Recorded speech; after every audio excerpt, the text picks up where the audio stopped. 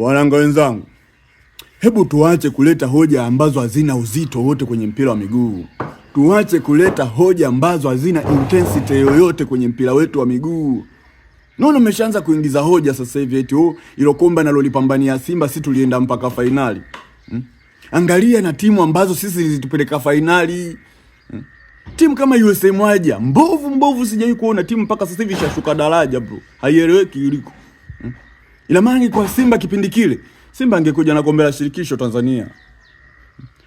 Yani Simba atabaki kuwa ndo giant team hapa Tanzania.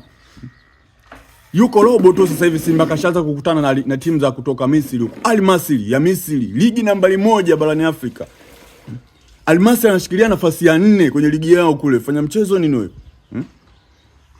Yani Yanga ndo tungekuwa Simba mwaka huu kwenye mzee. Hata hapa alipofikia Simba tusingefika.